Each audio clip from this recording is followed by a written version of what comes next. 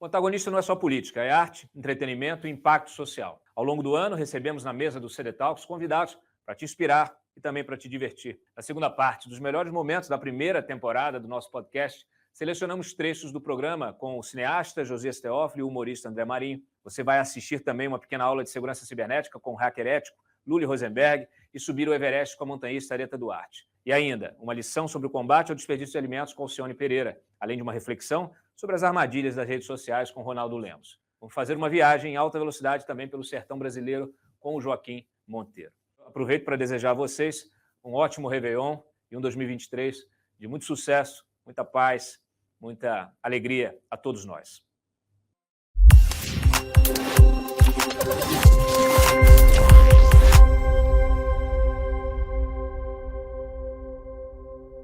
Um dos problemas da nova direita é o seguinte, porque o pessoal da esquerda, eles tendem muito a querer quebrar tabus, né? Aliás, eu duvido muito que existam mais tabus a serem quebrados no cinema. Eu acho que todos já foram quebrados, mas de qualquer forma, eles sempre ficam tentando renovar isso. Aí vem a direita que se opõe a isso e vem tentar colocar uma questão, um efeito moral dentro de uma obra. Então, por exemplo, quando fizeram um filme sobre a Suzanne von Richthofen, começaram a criticar, dizendo, mas por que fazer um filme sobre a criminosa? Que absurdo, não se... Aliás, saiu até um negócio do Brasil para ela dizendo, por que se exalta Lampião? Eu digo, porque ele é interessante, entendeu? Ou seja, Aí essas pessoas, você fala para essas pessoas e diz... Não posso fazer um filme do Una Bomber, não. Viu? Pois é. Não, aí você chega para essas pessoas e pergunta, qual o seu filme preferido? Diz O Poderoso Chefão. Aí eu digo, opa, então um assassino que era mafioso mandou matar um monte de gente, então esse é seu... Então, ou seja, o mal foi o grande tema da arte. A coisa mais interessante que existe dentro da arte é falar do mal. Você vê a série brasileira que fez mais sucesso no mundo inteiro, foi a série sobre Daniela Pérez, não é? A série documentário, que foi muito boa, e que foi distribuída pela HBO e passou no mundo inteiro, uma das séries mais vistas no mundo. Séries brasileiras mais vistas no mundo. Por quê? Porque as pessoas se interessam pelo mal, né? Agora, você querer colocar questões morais na obra de arte, isso é uma coisa vergonhosa, por exemplo, falando que tem pedofilia no filme do Danilo. Sim. A arte ela é para extravasar, inclusive, né? Assim, a arte ela serve como uma forma de você extravasar esses impulsos, sabe? Mais... Exatamente. É catarse. É a catarse.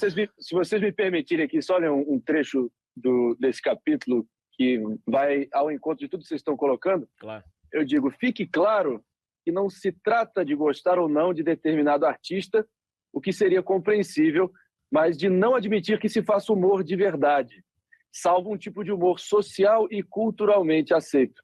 Falando nisso, é notável as manifestações mais extremas de humor quando feitas pelas pessoas certas e destinadas contra os alvos certos, entre aspas, não provocam a mesma revolta.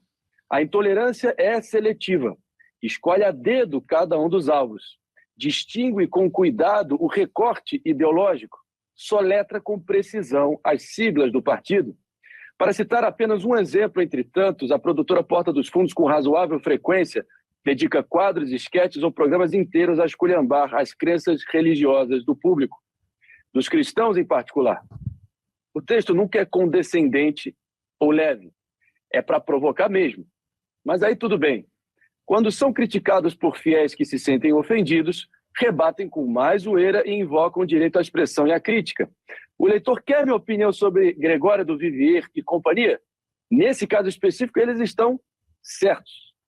Eles estão certos. Contudo, estariam ainda mais certos e revelariam mais caráter se defendessem os mesmos princípios para todos, inclusive para aqueles de quem discordam ideologicamente. Porque eu prefiro, e eu imagino que vocês dois também preferem, viver numa sociedade que tolere os abusos do humor a sobreviver numa tribo que cultive os usos da censura. Parece que eu sou mais progressista que os progressistas. Reparei que meu humor não tem vergonha de sair pela porta da frente. É isso. Então, fiz questão de botar isso. André, eu canso de falar aqui nos meus programas. Eu muitas vezes também me sinto mais progressista do que aqueles que se dizem progressistas, embora me identifique como um liberal, como alguém de centro-direita. Eu acho assim, no fim das contas, infelizmente, a gente vive uma grande hipocrisia, né? Sim. O MBL, que também é passível de várias críticas, nesta campanha colocou um candidato negro e foi numa manifestação política da esquerda, também com essa temática, né, racial e tal, e ele foi provocar. Eu falei assim, poxa, vocês estão defendendo candidaturas negras, pode ser negro de direita? Pode ser preto de direita? Aí os caras ficam super incomodados. Uma das militantes lá, questionadas pelo rapaz, falou, não, só preto de esquerda. Então, assim, isso assim, atesta exatamente o que você falou aí, e essa grande farsa, como o Teófilo mencionou, que nós estamos vivendo já há algum tempo, né? E assim, eu acho que isso passa não só... Por exemplo, eu sei que o Porta dos Fundos são pessoas inteligentes, fazem isso para provocar, porque eles sabem que provocar, neste caso específico, vai criar polêmica e vai monetizar os vídeos deles. Mas a gente também... Mas muitas vezes essa intolerância ou esse posicionamento, lógico, passa pela psicopatia, né? Tem muita gente... A gente tem que começar a identificar e até eleger pessoas inteligentes. A gente tem que identificar, separar o joio do trigo, a gente tem que começar a questionar as pessoas. O podcast eu criei até na pré-estreia dele nas sabatinas para tentar transpor essa coisa de pergunta e resposta, de qual é a proposta que você tem, qual é o projeto que você tem. Não, eu quero entender até onde vai o caráter do sujeito, eu quero saber o que ele pensa sobre temas que não estão no debate público, eu quero entender... É quase um teste psicotécnico, sabe? Sim. A gente tem que começar a fazer esse teste. Uma coisa que me chamou muito a atenção no teu livro, e que já saiu por aí, mas eu queria que você recontasse aqui para o nosso espectador, é o teu diálogo com a Michelle Bolsonaro, quando o Bolsonaro estava lá, à beira da morte. Quer dizer, que ela pede para você imitar o marido para se tranquilizar emocionalmente. Quer dizer, eu não sei, eu fico me questionando se a Michelle passaria no psicotécnico. É difícil, cara, porque realmente, assim, foi surreal? Foi absolutamente surreal. Foi razoável? Eu acho que não. Mas foi uma experiência forte para ambos ali pelas emoções que estavam à flor da pele ali naquele momento. Eu acho, sinceramente, que ela não tinha dimensão ainda da extensão do dano, entendeu? Talvez por isso que ela fez aquele momento. O que ela fez? Reproduz pra gente aqui. O que ela pediu? Como é que foi a conversa e como você respondeu? Pode imitar o Bolsonaro de novo aqui, por favor. Não, claro. Aí o fato é que eu que fui o portador da má notícia, eu estava ali no anexo principal da nossa casa, onde tinha os sofás, onde o Bolsonaro, inclusive, tirava as sonecas de lei dele, excessivas até em alguns momentos. Mas, enfim, era um ato religioso quase que tinha que ser respeitado. Aliás, a Michelle já falou várias vezes que ele dorme demais quando está em casa. Mas vai lá, volta lá. Aí ela estava, por acaso, coincidências da vida, ela estava acompanhando uma representante da ação social de tradução de Libras, né, da comunidade surda que ela cultivava antes da presidência. Não sei se ela permanece com esse trabalho.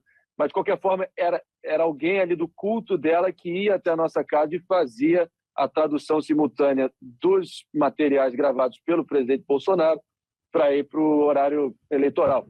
E, assim, estava transcorrendo normalmente. Porque o anexo tinha 3 ambientes. O ambiente social emendava no centro, onde era a nossa academia. Os aparelhos de musculação foram apartados e chegados ali para a extremidade do ambiente. E entrou os aparelhos de eleição, toda a parafernália ali, os computadores, a cabeação, enfim, toda a estrutura necessária ali, tecnológica, para poder ter de 40 a 50 pessoas trabalhando no segundo turno ali no auge. E o terceiro ambiente era onde tinha um chroma key, onde tinha o banner do B17 da campanha e tinha as câmeras principais, e era o local de gravação. E ela estava naquele momento, nesse terceiro ambiente, no momento que o jornalista Lauro Jardim liga para o meu pai, avisando que tinha acabado de acontecer alguma coisa em Juiz de Fora. Eu estava chegando da PUC, do curso de Direito, com a mochila nas costas, prestes a almoçar, varado de fome, e me deparo com aquela situação toda. A fome foi embora, o WhatsApp em polvorosa, aquela desinformação desenfreada, e aí coube a mim ter que contar para ela o que estava acontecendo. Em determinado momento ela não esboçou muitas emoções no início, que eu estranhei. Talvez ela realmente não entendeu o que estava acontecendo. Aí tem um momento que ela saiu para o canto para ligar para alguém que estivesse lá para ter uma informação mais precisa. O próprio Flávio Bolsonaro, de forma precipitada e até irresponsável, na minha opinião, veio a público logo querendo botar panos quentes e dando a entender, mitigando, né, a versão de fato, que foi uma constante até no Einstein, né? Ele tinha uma interlocução junto com o Carlos Bolsonaro para tentar emitir boletins médicos totalmente escamoteando o dano exato que estava acontecendo em relação ao Bolsonaro no momento, né? Mas, enfim, aí acabou que eu fui até ela, contei o que estava acontecendo, e em determinado momento ela pegou na minha mão, uns 5 minutos depois, e falou: vai, fala comigo com a voz dele, vai, fala. Aí eu: ô Bia, vamos confiar em Deus agora aí, vai ficar tudo certo, vamos confiar em Deus, porra, ok? Ela: obrigado. Então aquilo trouxe alguma paz para ela naquele momento, só que foi bem inacreditável. E aí no trajeto, eu conto tudo aqui no livro, que o que era para ser, era véspera de 7 de setembro, onde o Brasil comemoraria 196 anos da independência, né? E acabou que, em determinado momento, o trajeto que era para ser de 2h30 foi de 4h30. A gente chegou a parar no Vivendas da Barra. O Léo Índio veio em comboio com o nosso carro. E no meio do caminho, já na Serra, a gente parou naquela delicatessen, a Pavelka, em Petrópolis. A Marina Silva ligou para a Michele para emprestar, enfim, solidariedade ali pelo que tinha acontecido. Achei um gesto civilizado e bonito da parte dela. Sim. Ninguém menos próximo que ela, ideologicamente, politicamente, do Bolsonaro. O próprio Alckmin entrou em contato em determinado momento. E lá para as tantas ela começou... Sabe quando algum parente passa por uma experiência de quase morte, você tem... Enfim, na literatura está posto aí, em filmes, na produção cultural também, que passa um filme na sua frente de tudo que você viveu. Acho que ela teve uma sensação parecida por tabela ali em relação ao Bolsonaro e começou a lembrar, sem a gente instigar. Ela, por conta própria, começou a tentar rememorar vários acontecimentos aí de como eles se conheceram e tal, da infância dela.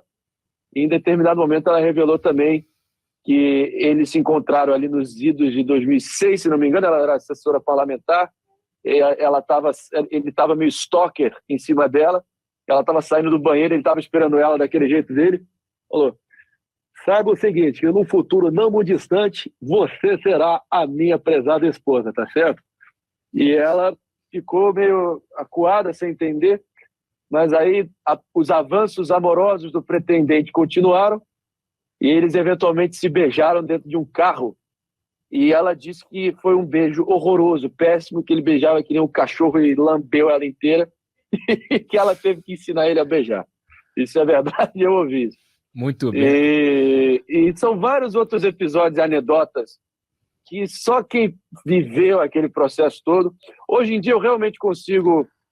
Eu peço até a boa vontade do leitor logo na introdução para não emitir nenhum juízo de valor do candidato em questão, biografia e ideologia à parte, antes e depois da vitória, para dar um benefício da dúvida ali, para a gente tentar analisar ali enfim, o que estava transcorrendo naquela circunstância, né? E hoje em dia eu consigo extrair o melhor de tudo que aconteceu, independentemente do rompimento traumático, abrupto e todas as faíscas que aconteceram depois. Mas, de certa forma, foi sim um privilégio ter sido testemunha dentro da minha casa, uma experiência surreal da campanha presidencial mais improvável da história, e está tudo aqui no livro em rigor de detalhes. É um livro honesto. Eu acho que as pessoas vão notar isso. André, deixa eu estender, claro. Deixa eu estender minha pergunta sobre psicopatia ao Teófilo.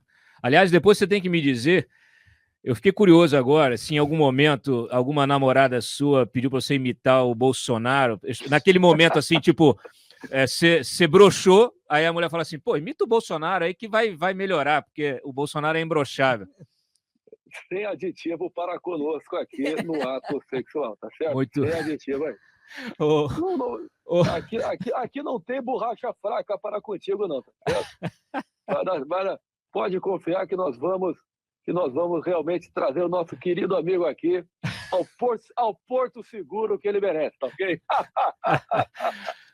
Depois eu quero que você peça voto.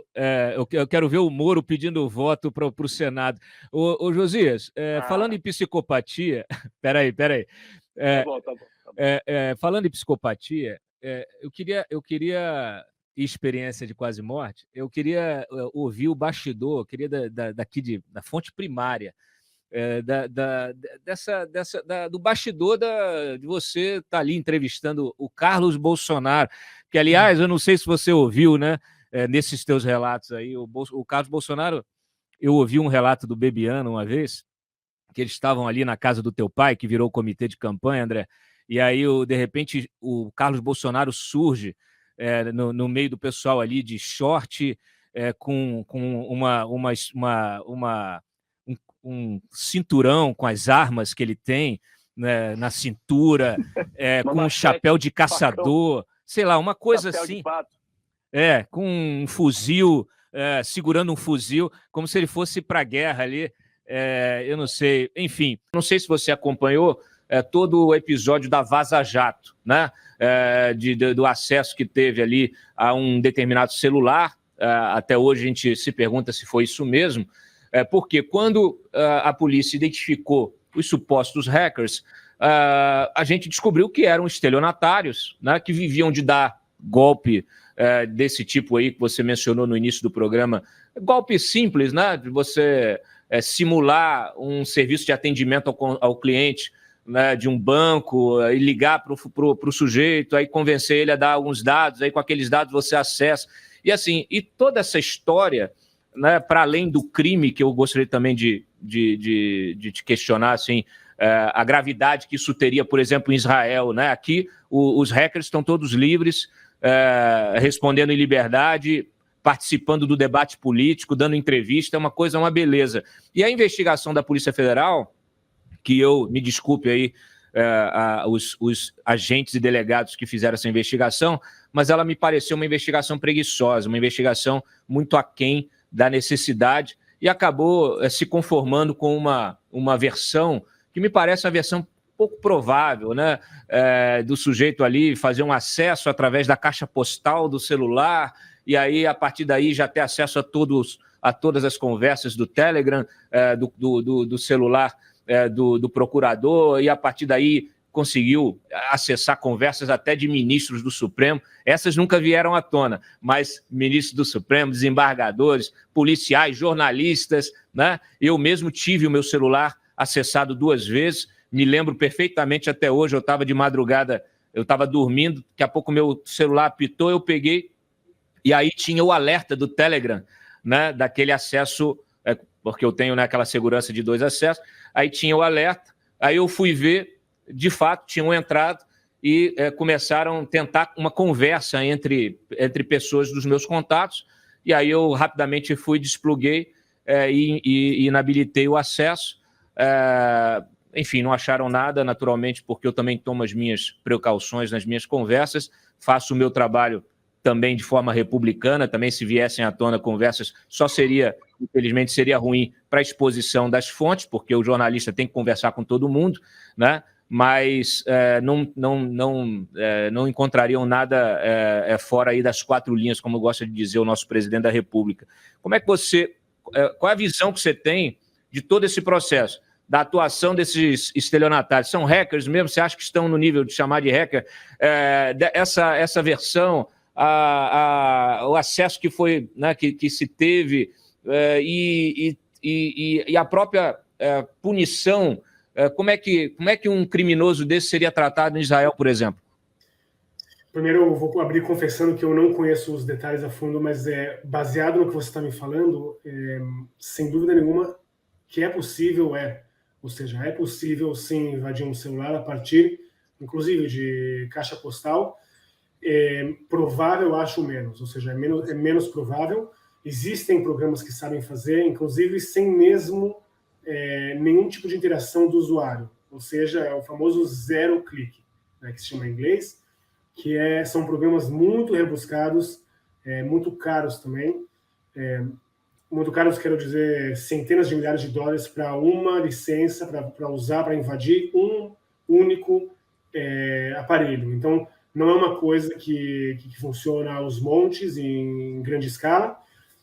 De modo geral, esse tipo de programas que estão famosos, né, são mais usados por órgãos governamentais para combater o crime.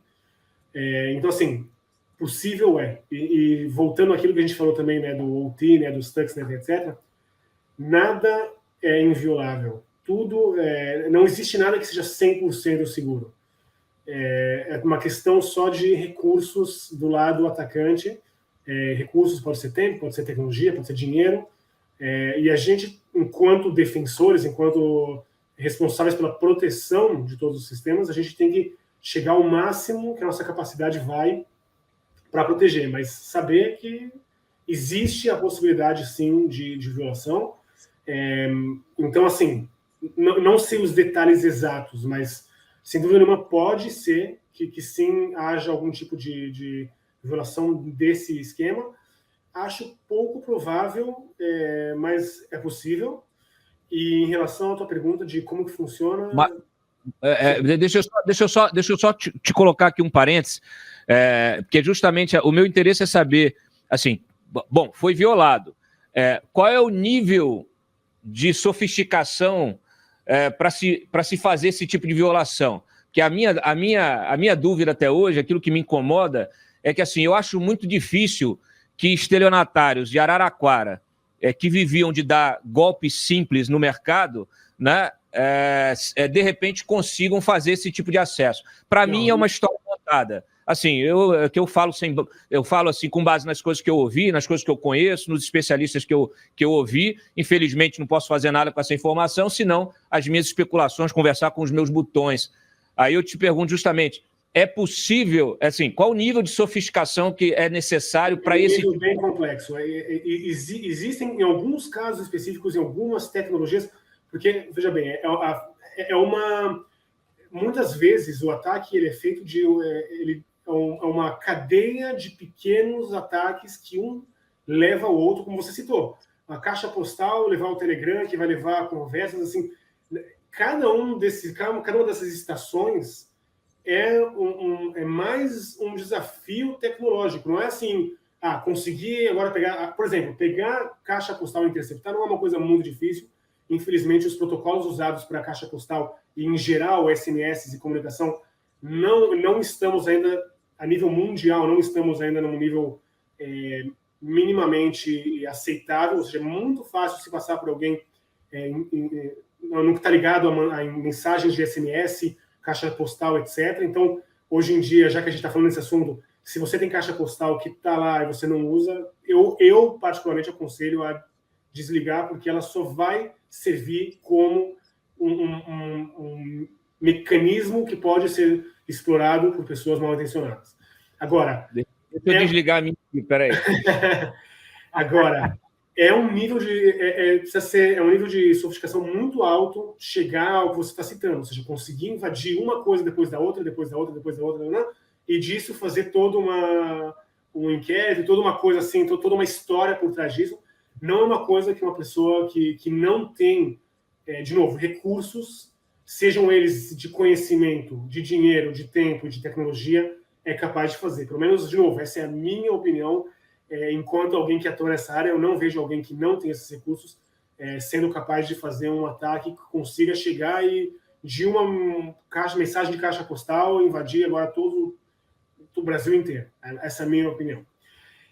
Em relação a como é que funciona, então, sim, Israel e outros países do mundo têm também leis muito severas, inclusive até mesmo uma das coisas que é muito comum e talvez muito simples para quem tem um mínimo de conhecimento, e uma das primeiras coisas que você aprende no hacking, que eu espero que seja o hacking ético, justamente para saber quais são as técnicas, mas que não seja aplicada, é invasão de Wi-Fi. Também é uma coisa relativamente simples, e é uma coisa que é crime, assim, em todo lugar do mundo, acredito eu, seja crime, e justamente por ser simples, e é uma coisa que, de modo geral, os aspirantes a hackers éticos ou black hats começam a conhecer, é crime e leva, em muitos casos, pode chegar a levar para a cadeia.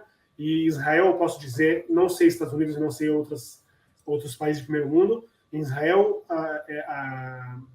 as leis são muito rigorosas com o crime cibernético, as pessoas vão presas mesmo, ou quando não vão presas, elas têm o material confiscado, tem uma série de punições de acordo com o nível de gravidade, obviamente, do crime cibernético, que são tomadas, e a pessoa realmente tem assim uma... Não vale a pena, vamos dizer assim, não vale a pena comer crimes cibernéticos em Israel. Vale mais a pena se juntar, se você já tem esse conhecimento, se juntar a essa legião de pessoas white hat, assim como eu e assim como vários outros amigos e colegas, e tentar tornar o ambiente cibernético mais agradável, mais seguro, um lugar melhor. Então, pelo menos em Israel, a pessoa pensa muito e tem que valer muito a pena, entre aspas, cometer um crime. Então, é raro você ver alguém invadindo o Wi-Fi do vizinho, que é uma coisa que em outras partes do mundo, e sei bem eu que no Brasil também é muito comum, porque, de novo, é uma coisa muito fácil e é crime. É crime. Assim, qualquer coisa que está... E é uma linha tênue. É muito difícil, muitas vezes, a gente, até mesmo com o white hat, a gente tem que tomar muito cuidado de saber até onde vai o escopo e qual que é o limite do que eu posso fazer e do que eu não posso fazer. Porque muitas vezes, em testes que eu faço também, simulando ataques, eu vejo coisas que eu sei que se eu levantar eu vou encontrar coisas não muito agradáveis, mas não está no meu escopo. Então a gente tem que parar ali, a gente pode e deve relatar e reportar isso para quem contratou, né, para a empresa ou para o indivíduo, etc. Mas não cabe a nós tomar a situação, tomar as rédeas da situação e fazer as coisas que são, obviamente, crime. Então, em termos de punição, aqui em Israel eu posso dizer com tranquilidade que é bem severo. Você tem colega de profissão que não usam a política para fazer piada. Sim. Por que a tua opção de fazer a piada com a política? Por que te atrai? Eu acho que é facilidade, cara, porque talvez a única coisa que... Tem muito material. Muito material, cara, é muito fácil. É até uma coisa que eu pretendo fazer menos, porque eu acho que, querendo ou não, é uma zona de conforto. Porque você não se desenvolve muito na sua arte quando você fica fazendo piada com política, porque a notícia é muito fácil, entendeu? Se você pegasse... a gente tem um quadro no Comédia ao Vivo, que é um show que a gente tem em São Paulo. O show tá há 15 anos em cartaz no mesmo teatro, lá no Renascense. Uhum. E a gente tem um quadro, o Desafio Comédia ao Vivo, que a gente pega notícias da semana e para fazer piada. Que a gente conhece, muita gente não conhece o show, mas vê pelo TikTok, os shortzinhos, os cortes que vêm. Sim. E é no Renascense que você faz com esse show semanal. Esse é o grupo, mas o meu show que eu faço, o solo, é no Frei Caneca. No Frei Caneca, tá. Mas eu lembro que a gente, num determinado momento, ao longo desses anos, às vezes não tinha notícia boa na semana, sabe? Era uma coisa mais séria, tipo, não, teve não sei o que lá. Então aí um dos amigos nossos, comediantes, pegava uma notícia bizarra e botava lá, ó, você viu que na Tailândia um cara, sei lá, engoliu uma naja, botava essa notícia. E hoje em dia você não precisa pegar isso, porque a política te fornece essas bizarrices, cara. É o Padre Kelson, mano, umas coisas que você olha e fala, caralho, bicho, o que tá acontecendo com Roberto o Brasil, Jefferson, cara? Porra, Carla Zambelli, mano, na frente da padoca no jardim, metendo, porra, bandana. Você conseguiu descobrir? Porque o humorista, o comediante, é um investigador social, né? Eu fiquei me perguntando até hoje, não consegui descobrir o que fazia aquele carrinho de golfe parado no sinal. Cara, o que é aquilo? Não, teve um carrinho de golfe. E aí na treta teve um cara que correu com uma malinha também, você viu? Logo atrás, tipo, o cara tava indo viajar, o que ele tava fazendo? Coisa louca. Com uma mala, velho. E foi uma queda, e ela, me derrubaram, uma queda falsa, né, mano? Neymar falou pra ela, ó, simulou. Boa. Foi. Simulou, cara. Eu gostei do Malafaia, já abençoando o governo do Lula, né? O Malafaia ele já abençoou. Não, o Brasil é um circo, cara. E a galera ficar se matando por política, não dá, mano. Não dá. Eu lembro, e é uma coisa muito cíclica, né? Eu lembro quando eu comecei a fazer show, a treta era futebol. futebol era um negócio que é o que era a política hoje, né? Lembro que uma vez o Corinthians foi rebaixado há muitos anos, eu fiz uma piada do Corinthians, eu fiquei 2 meses sem sair na rua. É mesmo? Por ameaça, o caramba. Hoje... Os caras com espeto de churrasco. Cara, hoje eu encontro o torcedor da Gaviões, converso, faço piadas, ou São Paulo, vou na torcida do São Paulo, inclusive vou no jogo. Hoje tá super de boa falar de futebol, agora virou a política, né? Olha Daqui a só. pouco eu espero que rode o ciclo e tenha outro assunto, assim, mas vira e mexe, acontece um rodízio do que você não pode falar, do que você não pode fazer piada, porque é um tema sensível para a sociedade. Quando você fala essa coisa desse patrulhamento, dessa tentativa de te enquadrarem, não, você pode falar, mas tem que falar aqui, mas tem que falar dali, outra não sei o quê. Mas isso extrapola, por exemplo, você falou de cancelamento, isso extrapola, você já foi prejudicado do ponto de vista, assim, de sei lá, patrocinador, de espaço para fazer, de produção, porque, assim, sei lá, a gente vê no Twitter lá, os Sleep Giants, não sei o quê, fazendo patrulhamento contra empresas que patrocinam o jogador de vôlei que falou uma bobagem. Aí a empresa vai lá, se sente pressionada, tira o patrocínio. Você já passou por isso? Você já teve esse tipo de situação? Já, cara, eu acho que a militância, né, de uma certa forma, ela age parecida dos dois lados, né? A militância bolsonarista também é bastante antiética, né? Os caras vão desde pegar um post seu patrocinado para a cidade, por exemplo, a gente trabalha muito com o Facebook. Vamos supor, fazer um show em Londrina. Aí eu divulgo, gente, vou estar em Londrina tal dia, entra um monte de conta fake, fala que o meu show é uma merda, que não vale a pena, não sei o quê, e tenta destruir a reputação.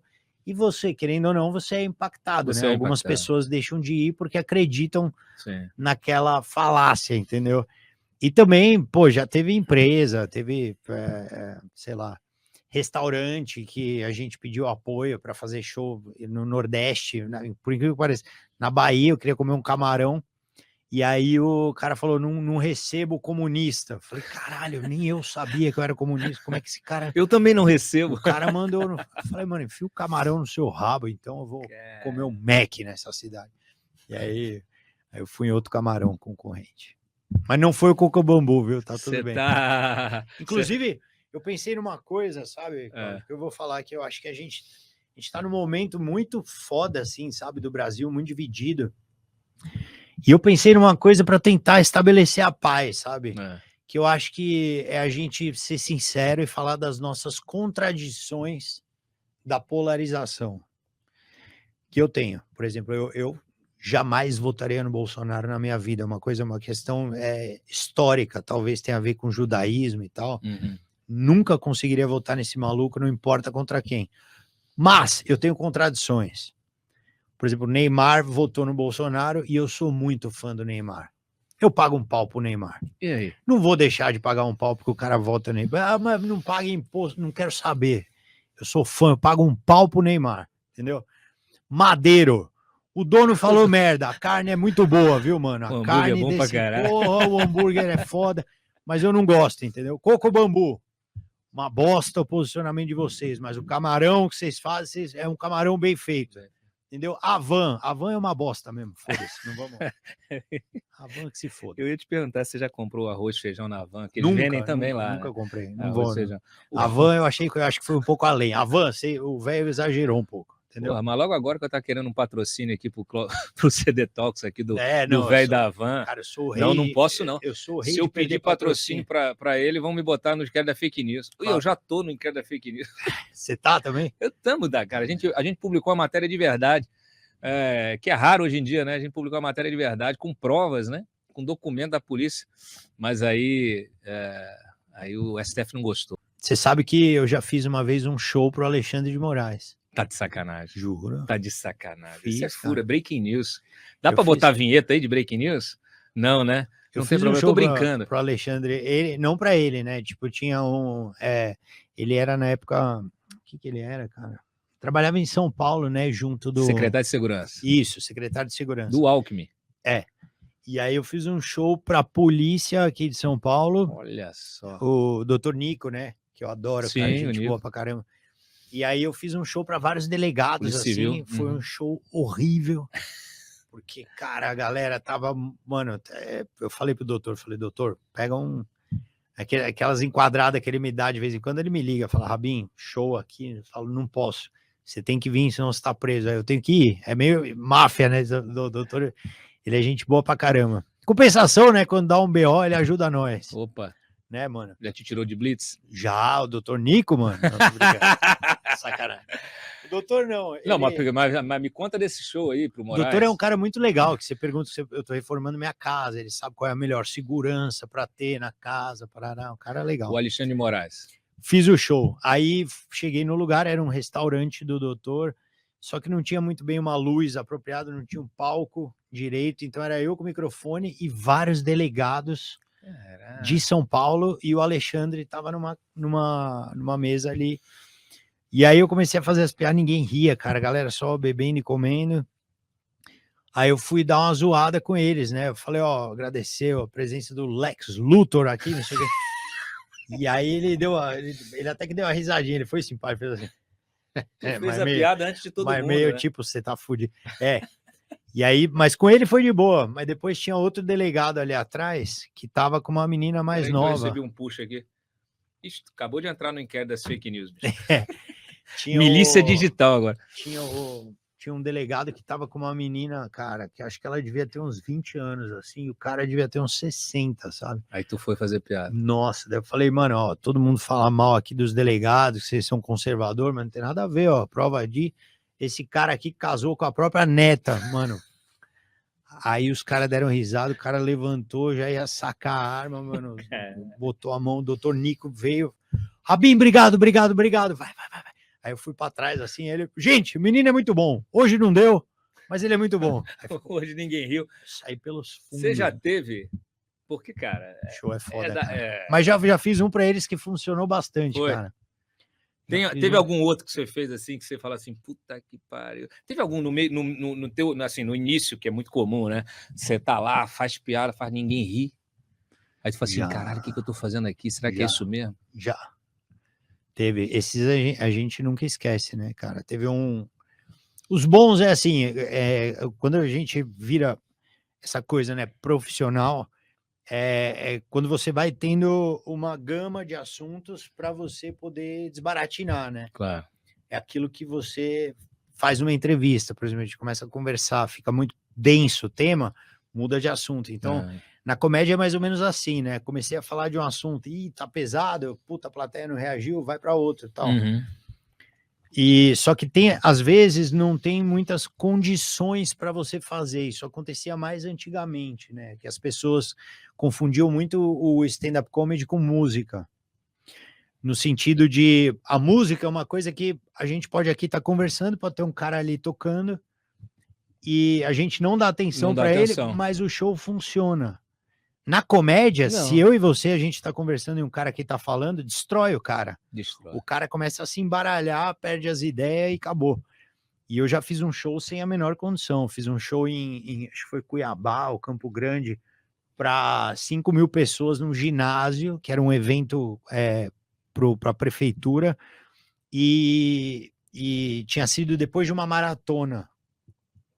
Então os caras estavam cansados, aquela maratona, fome. 40 graus, todo mundo no chão, de regata, assim, mano, esperando para tomar água, para comer. E eu era o que impedia eles de comer. Puta. Era eu. Então eu entrei atrasado, porque era longe o ginásio, a entrada do palco, todo mundo com ódio.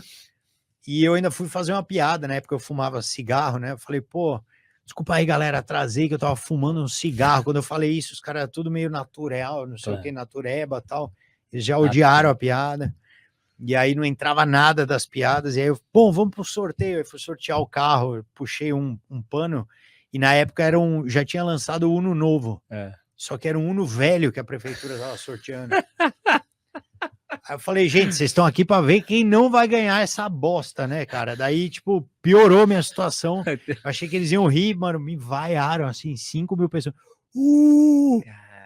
E aí eu, obrigado, adorei vocês também, aquele abraço. Eu saí também pelos fundos, bonitinho. E teve outro em inglês que foi foda chegou também. Em casa, deitou de conchinha de bruxo lá e chorou. Não, eu fiquei de boa. Qual Esse outro? aí eu peguei um avião e fui direto para o aeroporto, voltei. Achei que eu ia ter acabado com a minha carreira naquela cidade, mas hoje eu vou lá e faço o show lotado, tudo bem. E tem gente que viu esse show e É falou: mesmo? caralho, mano, puta amigo, puta boss. Faz parte, né, Claro. cara? A gente. Qual outro que você ia A falar? gente passa por experiências. Teve um que foi o pior da minha vida, não foi em inglês. Fazer show em inglês? Eu faço. Eu tô fazendo. Eu falo um pouquinho de inglês, né? E tento me aventurar a fazer stand-up comedy em Em inglês. inglês. Em geral, funciona bastante nos comedy clubs americanos, porque você não tem que ter o speech perfeito, entendeu? Diferente de um empresário que o cara, se errar, fica feio. Claro. Na comédia, quando você erra, o pessoal não entende, dá uma risada, fica tosco, mas é meio que uma persona, né? Então acaba ficando engraçado. Só que uma vez eu topei fazer um evento corporativo em inglês, aqui no Brasil. Tinham vários caras do mundo inteiro, numa multinacional, e eu fui fazer num restaurante japonês que tem ali no Itaim. Era Wizard? A multinacional? Não, nem lembro qual que era, mas era tipo, era uma, eu não lembro qual que era, cara, mas era uma empresa que tava, pô, trazendo vários caras da Alemanha, de não sei o que, da Finlândia, a maioria americana. Só que eu cheguei nesse sushi e, tipo, os caras estavam lá, uns 40 executivos, assim, né? As prostitutas mais 5 estrelas de São Paulo estavam com eles. Ainda bem que Mas tu não falou o nome da empresa. E tava tipo assim, mano, parecia, sabe, aquelas minas da Fórmula 1, não sei o que, estavam com os caras assim no sushi, e eu ali sentado com a minha produtora falando, mano, que negócio, como é que vai ser esse show, né, cara? Puta que pariu. E os caras caipirinha, não sei o que, aí uma hora o chefe deles, so let's leave the girls here, and let's go upstairs, we're gonna have a comedy geek right now. Aí os caras subiram, puto, e entrou o comediante. Ai, cara.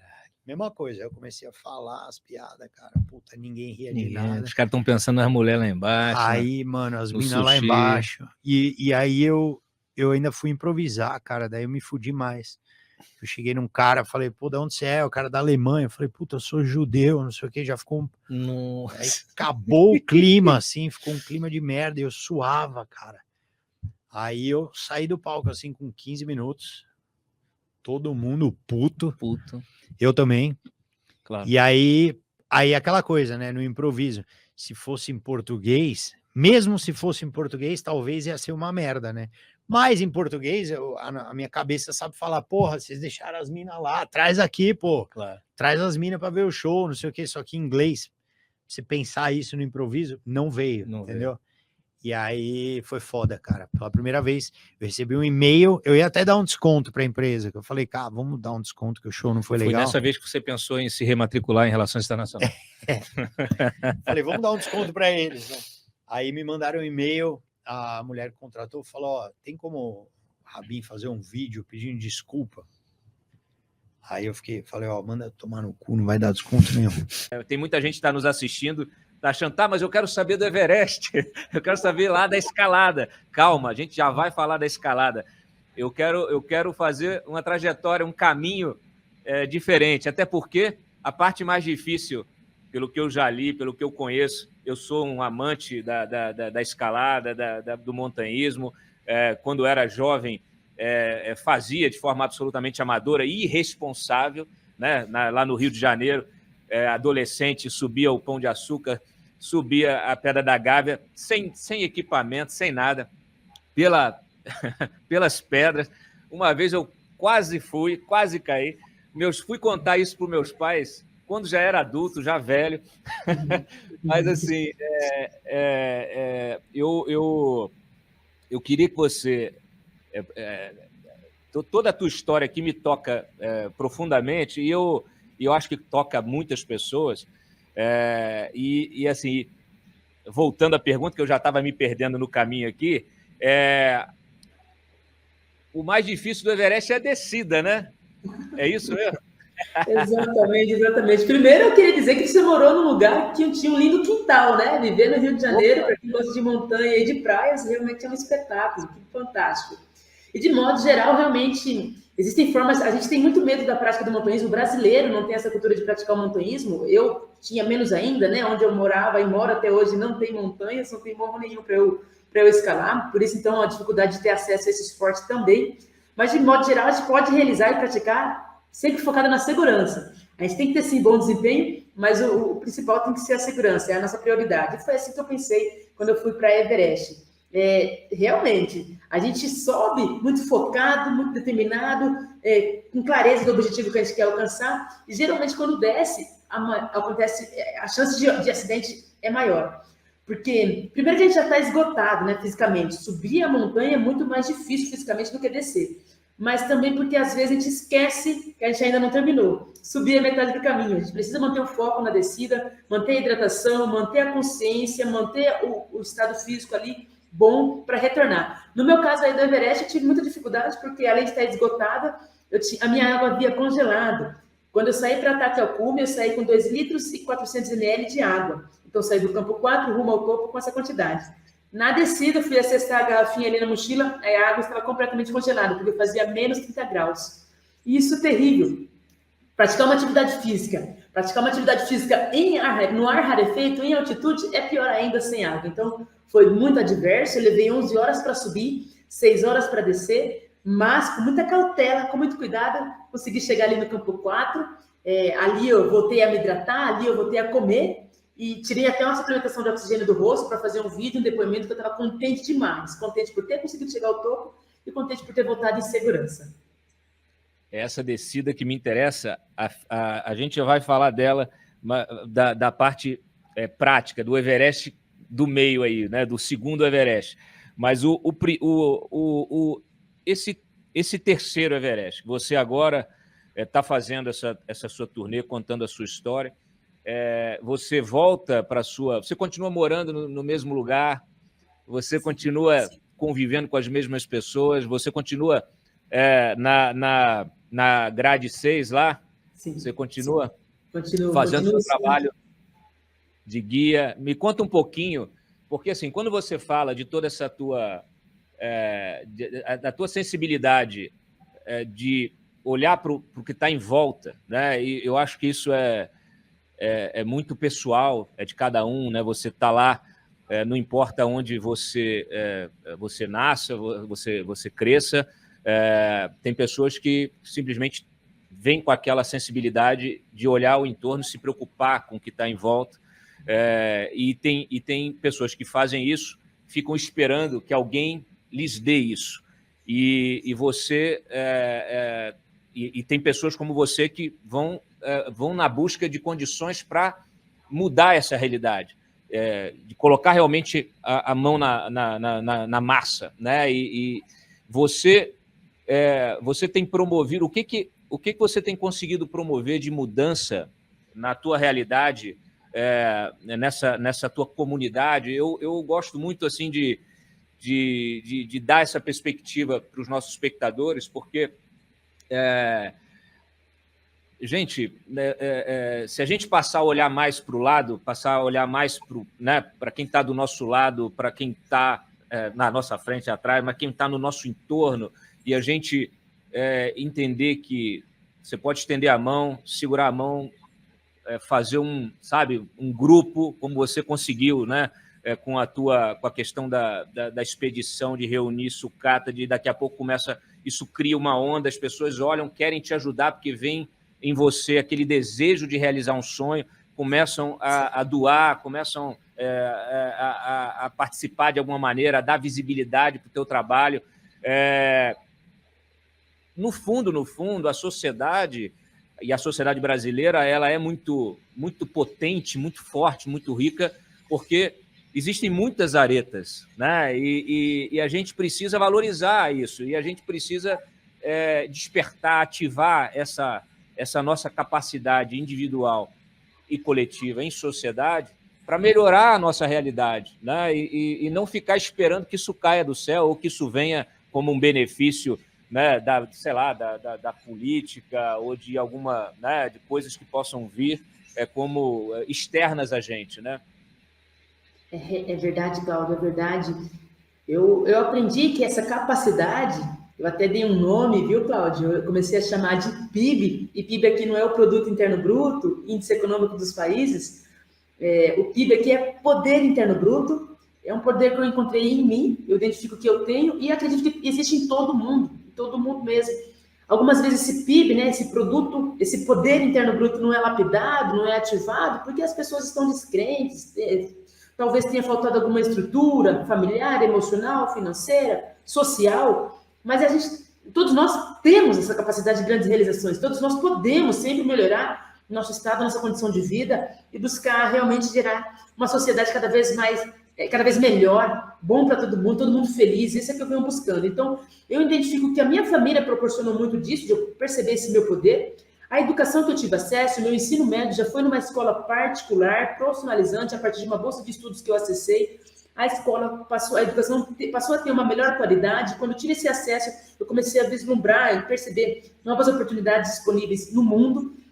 E a partir daí, realmente, eu fui percebendo que, poxa, há muito mais a ser experimentado, a ser realizado. Então, o que eu venho fazendo é, de fato, tentar ajudar pessoas a encontrar o seu PIB, ativar o seu PIB para ter a própria realização, a própria conquista, para que elas sejam realmente protagonistas das suas histórias. Não fica dependendo do contexto de adversidades que vivam. Não ficam dependendo de vontade política de um ou de outro, dependendo do outro. Não pode. A gente não pode passar por essa vida que é maravilhosa e é limitada de maneira triste, sem conquista, sem abundância. Nós temos que buscar a prosperidade, sim. E essa conexão que nós temos uns com os outros nos deixa mais forte. Quando a gente busca esse resultado coletivo, essa conquista coletiva, a gente fica mais potente, mais crente que pode dar certo. Eu continuo, sim, morando no Jardim Capivari. Eu digo que não tenho vontade de mudar de lá, a menos que eu já veja, nossa, isso aqui está totalmente transformado, está maravilhoso, já posso tentar viver em outro lugar, mas enquanto isso não vou mudar, não. Eu quero participar dessa transformação, eu quero ser realmente agente ativo nessas mudanças que eu tanto desejo. A mudança que eu tanto desejo tem que começar por mim. E se eu puder transformar uma vidinha, uma criancinha, já está excelente. Eu passei a receber muitos depoimentos, Cláudio, via telefone, rede social, pessoalmente, de crianças, de jovens e de mulheres, principalmente, dizendo: você é um exemplo para mim, Areta, você é inspiração, se você consegue, eu consigo também. Gente, durante a pandemia que estava depressivo, de repente viu eu trabalhando com resíduo, com lixo, se sentiu em condição também de seguir em frente, independente da adversidade que estava vivenciando. Eu, por exemplo, consegui ativar algumas ações sociais, por exemplo, levar crianças da periferia até ginásio de escalada, que fica no centro da cidade, para praticar esse esporte. Mas o meu sonho verdadeiro não é ter que fazer esse deslocamento, o meu sonho verdadeiro é instalar paredes escaladas em todas as periferias do Brasil. A gente vem trabalhando para conseguir fazer esse projeto acontecer. O livro propriamente dito, né, estou aqui com um também, o livro propriamente dito tem essa intenção de que essa história de uma mulher afrodescendente seja acessada por muita gente. A gente sabe que as histórias de muito afrodescendente foi ceifado, muitas histórias não são contadas. Essa era a ideia, que a primeira negra latino-americana que chegou ao topo do Everest fosse contada muitas e muitas vezes, para que não pare por aí, que eu tenha sido apenas a primeira, mas de muitas mulheres alcançando o seu próprio Everest. A gente quer fazer um livro biográfico infantil, infanto-juvenil, em quadrinhos, para que essa história chegue também em jovens. Eu venho ministrando palestras sociais em escolas públicas de Campinas e região. Esse ano foram 12 palestras, eu tenho essa meta mínima aí de 12 palestras por ano para fazer a coisa acontecer. Eu me transformei numa embaixadora de uma empresa que faz transformação ecológica no Brasil, é uma multinacional. Eu sou a embaixadora da empresa aqui no Brasil para falar de reciclagem, de coleta seletiva, de sustentabilidade e de promover também ações para mulheres empreendedoras no entorno das operações dessa empresa, justamente porque todo negócio para mim não pode gerar somente lucro para a empresa, todo negócio para mim pode gerar também impacto positivo social e ambiental. Então é assim que eu venho trabalhando. A conquista que eu tive no Everest foi apenas o primeiro passo do meu sonho grande. Meu sonho grande, volto a dizer, nunca foi escalar. Meu sonho grande é ver com que todo mundo tenha oportunidades equalizadas. Bom, vamos falar do Everest. Os dados que eu tenho aqui, me corrija, por favor, se eu estiver errado, você que é especialista. O Everest foi escalado pela primeira vez pelo Edmund Hillary, né, e o Sherpa, que é o Tenzin Norgay, em 1953. Né? De lá para cá, mais de 10.657 pessoas já subiram, né, o Everest.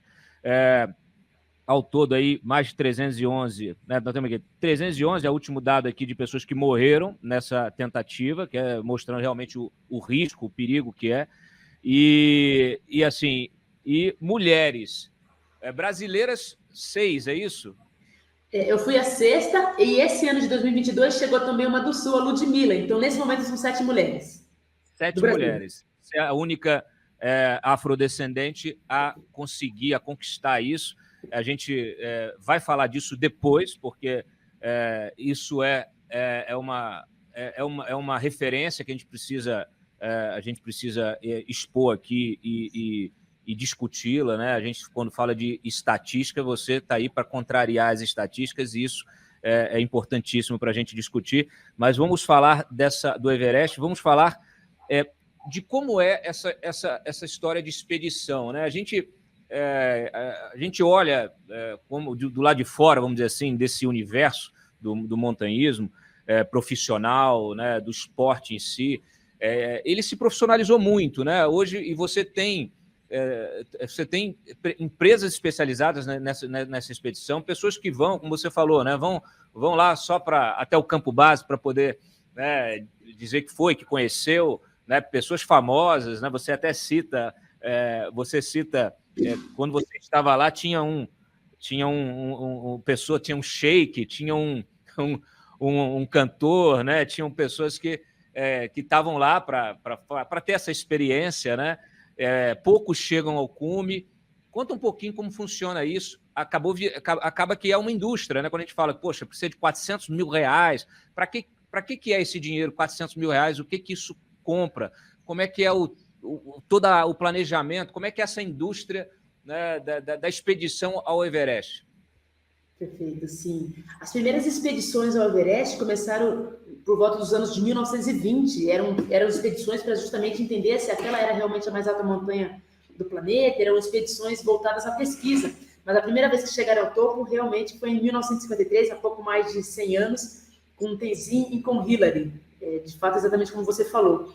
Já os primeiros brasileiros que chegaram ao topo do Everest foi mais ou menos no ano de 1996, bastante tempo depois. Com o Nick Levix e o Mozart Catão, os brasileiros. E hoje são realmente 33 brasileiros que tiveram essa realização. 33 brasileiros chegaram ao topo do Everest, sendo 7 mulheres. A temporada Everest acontece sempre na primavera do hemisfério norte. Então, entre março e maio de cada ano, a gente tem que separar 60 dias para essa expedição, porque a expedição é bastante complexa.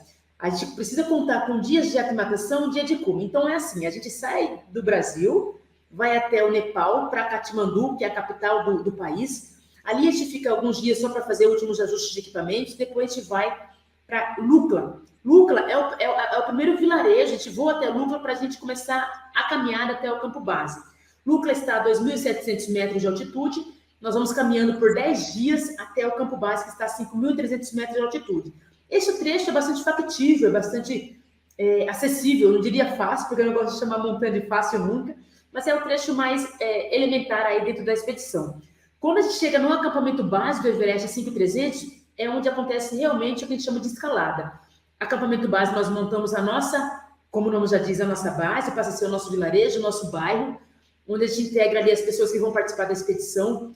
Cada cliente, como eu era cliente nessa ocasião, cada cliente conta com pelo menos um guia. O guia lá no Nepal é chamado popularmente como Sherpa. Sherpa, com SHE, Sherpa são castas de pessoas que vivem na região de montanha, são especialistas em acessar montanhas, escalar montanhas. Então, cada guia tem um Sherpa para estar acompanhando e manter aí máxima segurança e bom desempenho. Mas no campo base em diante, nós temos que contar com pelo menos 3 ciclos de aclimatação, 3 ciclos, que significa subir ao campo 1, voltar ao campo base, subir ao campo 2, voltar ao campo base, subir ao campo 3, que está a 7.500 metros, e voltar ao campo base. Essas subidas e descidas servem para gerar em nós, no nosso corpo, adaptação fisiológica e bioquímica para sobreviver naquele ambiente. É um ambiente de ar rarefeito, a gente tem dificuldade de absorver o oxigênio que está disponível no ar. É como os jogadores de futebol. Quando vão a La Paz jogar futebol, parece que jogam pior do que o boliviano, mas não é. É porque o boliviano já está mais acostumado ao ar rarefeito do que o brasileiro. Então, quando a gente chega nesse tipo de ambiente de ar rarefeito, é necessária adaptação. Nós fazemos as subidas e descidas para esse efeito acontecer. A partir do campo 3, 7.500 metros de altitude, é recomendado usar essa máscara de oxigênio. Eu tive que usar precocemente, eu tive que usar no campo 1, porque eu tive edema pulmonar no primeiro ciclo de aclimatação. Eu tinha dificuldade para respirar, eu tossia muito, tinha geração de secreção, sangrava toda vez que eu botava para fora aquilo. Fiquei 2 dias em repouso no campo base para tentar recuperar. Depois tive outro problema de saúde, que foi a queimadura de retina, queimadura de córnea, na verdade, porque eu precisei caminhar algumas horas sem essa proteção nos olhos. Consegui recuperar também depois de 2 dias de espera, e depois conseguimos subir em definitivo rumo ao topo. Subir em definitivo significa sair do campo base, ir ao campo 2, dormir no campo 2, depois ir ao campo 3, dormir lá também, depois ir ao último acampamento, que está a 8.000 metros de altitude. Chegando no último acampamento, a gente hidrata, a gente come, e dali a gente tenta subir ao topo da montanha. E para mim, Cláudio, foi o dia mais adverso na expedição. Quando eu cheguei no campo 4 do Everest e tinha que sair rumo ao topo, o guia Pasang Sherpa me avisou que estava sentindo muito frio, que ele tinha risco de congelar as mãos e os pés. Ele pediu para a gente descer. Eu tentei negociar com ele e falei para ele, me deixe sozinho, eu estou vendo uma fila de pessoas aqui na minha frente, eu não vou me perder. Ele não autorizou. Claro, porque ele tinha responsabilidade sobre mim. E aí, naquele momento, eu fiquei envergonhadíssima, pensando, eu estou preocupada em chegar no topo. Ele está com risco de ficar doente, de morrer, e eu quero subir sozinha. Então, antes de descer, eu pedi desculpas para ele. Eu falei, Pasang, eu queria muito subir, eu estou consciente, eu estou forte, mas se você tiver que perder um dedo, congelar pé, perder mão, ficar doente, ficar na montanha, não me interessa mais subir. Me desculpa. Quando eu falei isso, um misto de emoções, ele decidiu seguir em frente comigo, ele voltou minha máscara, voltou a escalada, e 8 horas depois dessa conversa, nós chegamos no topo da montanha. Era dia 23 de maio de 2021. 11 horas depois que nós saímos do campo 4. Foi muito emocionante e só cheguei porque o Pasang decidiu ir comigo. Parece aquelas histórias assim que chega um momento que você chega lá para descobrir onde está escondido o Santo Graal, e aí tem um mistério para você resolver, e você não sabe que, na verdade, está aquilo, o grande mistério está na tua atitude, né? De repente, você teve essa postura e abriu-se essa possibilidade de você, até dos deuses lá, permitirem que você acessasse. Né? Porque a gente não pode perder de mão esse plano espiritual que também envolve, né, toda essa realidade local, né?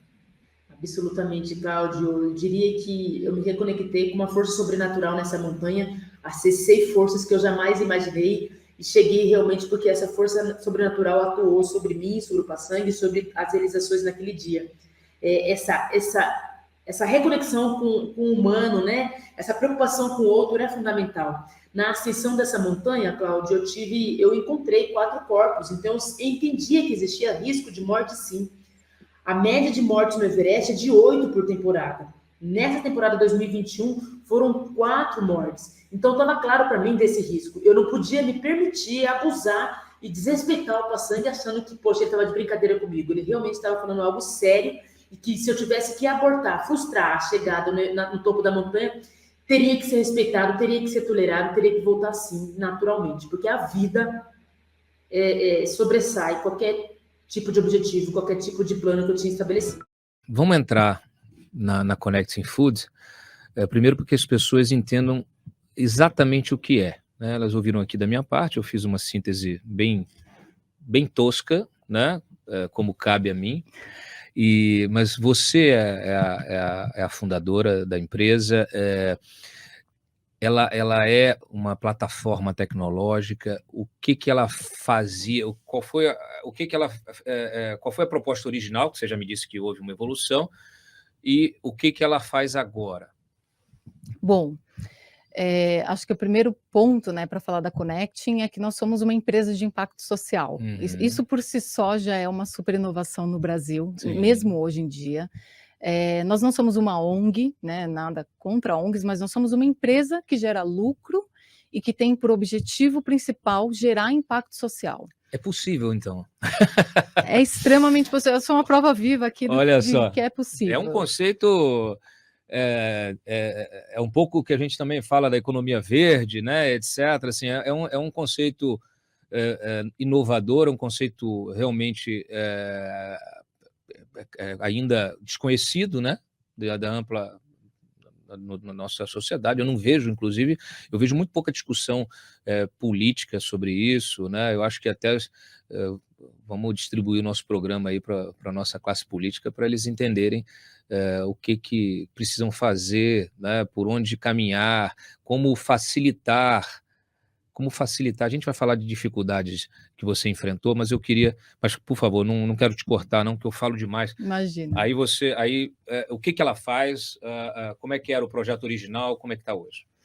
Então, a Connecting, como empresa de impacto social, então, desde o início se propôs, né, a fazer essa conexão desses alimentos, né, então, a gente identifica esses alimentos excedentes na cadeia de distribuição, seja na produção, na distribuição, no varejo, em indústrias, né, esses alimentos excedentes são muito conhecidos como alimentos sem valor comercial. Certo. Então é aquele alimento próximo do vencimento ou que eventualmente não tem um valor comercial muito relacionado à estética. Então é aquela banana que já está com as pontinhas, né, mais maduras. Certo. A banana fora do cacho as pessoas não compram no supermercado. Compram banana fora do cacho. Exatamente, elas ficam ali todas soltas, né, e sozinhas, abandonadas ali na banca. Coitada da banana que cai do cacho. Pois é, perfeita, né, para o consumo. Aquele alimento que já está um pouco mais amassadinho, porque também o consumidor ele tem aquele hábito de dar apalpar, aquela né? apalpada. Eu aprendi com a minha mãe na feira, a gente sempre, meus avós, a gente ia para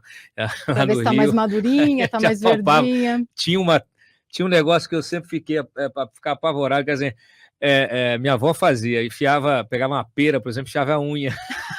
Oh, meu Deus. Bom, era só uma coisa aí... dos antigos, né? Portuguesa. Eu falei assim, para ver se estava boa, se estava consistente, enfiava a unha. Aí, quando não estava, ficava. Eu falei assim, mas ele vai ficar com a unha. Fica com a unha. E fica com a unha e ninguém mais quer, porque vai olhar a unha. Exatamente. E vai descartar, né? E aí pronto. E aí, o que faz com esse alimento? Né? Joga fora, porque é um hábito muito comum, né, das pessoas apalparem os alimentos e ali causa um dano mecânico, então ali você, né, fica mais escurinho, né, o alimento ali vai envelhecendo. Apalpem mais para sobrar mais alimento para poder Pelo alimentar mais gente. Não façam isso, né, porque aí gera mais desperdício, né? Tô brincando. Não apalpem. Mas, enfim, tem todos esses hábitos de estética, né? A gente tem uma cadeia de abastecimento muito pujante no Brasil, então os mercados, de uma forma geral, têm esse abastecimento quase diário das frutas, legumes frescos, então isso precisa girar, né? Esses estoques giram muito rápido, então às vezes você vê alimentos perfeitos, né? Que não estão nem apalpados e nem amadurecidos, irem para doação, ou irem descartados ou para doação. Então, desde o princípio, o meu cuidado era muito olhar esse alimento perfeito, né, nutricionalmente para consumo humano e conectar com organizações sociais. A gente nasceu como um aplicativo até, então você colocava essas informações num aplicativo, a gente fez milhares de desenvolvimentos, milhares de versões, e isso foi, na verdade, evoluindo para uma plataforma. Né, a gente usava como, né, as organizações sociais acessavam esse aplicativo, algumas informações entravam ali, mas com a prática, né, a gente foi evoluindo para uma plataforma. Hoje a Connecting é uma plataforma tecnológica para a gestão desses alimentos nessa cadeia. A gente não tem essa plataforma de acesso ao público, ela é uma plataforma fechada, uma tecnologia nossa desenvolvida. Qual é a diferença do aplicativo para a plataforma em termos de uso, né, em termos justamente de atingir esse objetivo de fazer essa conexão? Qual é a grande diferença do aplicativo, de como era, para a plataforma agora? O que a plataforma proporciona? O aplicativo ele tinha uma interação com o público final, né? Então a ideia era a entrada de algumas informações via as organizações sociais ou aos doadores. E a gente via que isso não funcionava na prática tão bem quanto porque o aplicativo é uma coisa mais de massa, né? Mais de massa, é o que a gente chama um pouco do B2C, né? Que é mais para o consumidor final. E a gente foi muito migrando o nosso negócio para o B2B, né? Nós prestamos serviços a empresas, né? Então hoje essa plataforma, a gente capta informações de todo esse processo de conexão, né, de diversas formas, e isso vira dados que são, né, aí temos ali o que a gente chama aqueles dashboards, né, aqueles monitores, né, de dados que são disponibilizados tanto para doadores quanto para organizações sociais com os dados referentes às doações. Perfeito. Dados de impacto social, de impacto ambiental, impacto econômico. Então, esses dados também são utilizados para a melhoria da gestão, inclusive do próprio doador. Qual foi né? o teu primeiro, a primeira empresa, o primeiro mercado, sei lá, quem foi a primeira, foi a banca da feira, quem foi a primeira corporação ou empresa pequena, enfim, quem entrou, quem vocês conectaram primeiro? Qual foi a primeira instituição ou organização social que vocês conectaram, né? Conectou quem faz a assistência social, fornecendo alimento, fornecendo sopão, fornecendo, né, vários tipos de alimentação para a população de rua, para orfanatos, etc. e tal. E quem foi a primeira empresa que falou assim, apostou em você, falou assim, poxa, essa é uma grande ideia e eu quero te ajudar e você está, na verdade, que está me ajudando. Olha, do ponto de vista de teste dessa plataforma, e na época até era o aplicativo ainda, a gente fez muitos testes com uma organização social aqui de São Paulo que se chama Prato Cheio. Prato Cheio. Eles são uma colheita urbana, que a gente chama, é um serviço de logística que recolhe esses alimentos em supermercados e entrega em organizações sociais, mas eles fazem o transporte. Fazem a logística. Fazem a logística, exatamente, uma ONG que tem muitos anos de tradição já nessa área. Então, ali no começo da Connecting, eu estava muito conectada a eles para entender como é que funcionava isso na prática. Uhum. Comercialmente falando, fizemos vários testes com a Prato, é um parceiro até hoje, está conectado dentro da plataforma da Connecting, né, recebendo alimentos, mas comercialmente falando, a gente começou grande, né? A primeira aposta na Connecting Food foi o Grupo Pão de Açúcar. Olha, que ali, rede de supermercados. Rede de supermercados. Então, nós começamos em 2017 com um piloto em 3 lojas da rede. Nós tínhamos uma loja no litoral de São Paulo e 2 aqui em São Paulo, e é justamente para testar, né? Tá bom, como é que a gente identifica esse alimento que sobra na loja, qual organização social está mais próxima, né? Como é que a gente vai conectar? Porque tem que ser tudo muito rápido, né? Tem, é diário, né? Muitas das coletas são diárias, né? E a gente começou com 3 lojas do Grupo Pão de Açúcar. 2017, em 2018, de 3 nós saímos para 57. Uau! E aí foi... Como é que dá conta disso? É o empreendedorismo, não sei se é brasileiro ou a veia empreendedora, né, Cláudia, que aí a gente se lança, eu e tinha mais uma pessoa, a Joyce, que começou comigo ali na Connecting, éramos 2 pessoas, e fazendo todas essas lojas, visitas, treinamentos, essas conexões, a famosa planilha de Excel, salvando. Mas foi na unha, né? O famoso MVP, né? Você vai fazendo vários testes, né, de tecnologia e testando o que mais funciona. Mas no começo éramos 2 pessoas, 57 lojas do Grupo Pão de Açúcar em São Paulo, visitando, literalmente indo a campo, que foi maravilhoso, eu aprendi muito nesse início, e ali em 2018 a gente já terminou com quase 140 lojas da rede, a gente foi expandir, começamos São Paulo, caramba, capital, que é onde tem uma grande concentração, né, de lojas, sim. Aí São Bernardo, São Caetano, Mauá, né, a grande São Paulo. Em 2019 nós fomos para 240 lojas, e aí já estado de São Paulo, depois 2021 aí começamos a expandir, né, Rio de Janeiro, aí depois outros estados. Hoje no Grupo Pão de Açúcar nós estamos nas 400 lojas da rede 400 no lojas Brasil. da rede, olha que bacana. Fazendo essa gestão. E para o Pão de Açúcar isso é muito bom, até em termos reputacionais para a empresa, para o grupo, né? Porque você mostra a preocupação, e fora que... esse trabalho, só na rede do Pão de Açúcar, ele significa isso se traduz em uma assistência a quantas pessoas na ponta? Olha, aí são dados até públicos, né, da própria rede, né, a gente deve chegar aí a mais de 3.000, quase 4.000 toneladas de alimentos, atende... 1.000 toneladas de alimentos por ano? Por ano. hoje na base a gente acredita que esse impacto é muito maior, mas passa ali 1 milhão de pessoas 1 milhão de mensalmente pessoas. sendo recebendo essa complementação de refeição. E uma coisa que é muito importante, Cláudio, não só da rede, né, o Pão de Açúcar, ele foi, eu falo, né, ele é pioneiro no que a gente Sim. chama na sistematização dessa doação de alimentos por uma empresa. A doação de alimentos no Brasil, ela já existe há mais de 30 anos. Sim. Nós temos um legado de políticas públicas de segurança alimentar muito tradicional no Brasil, com bancos de alimentos, restaurantes populares. Então, a gente tem um arcabouço de equipamentos públicos, né, de segurança alimentar muito bom, né, herdados, muito bom, muito efetivo.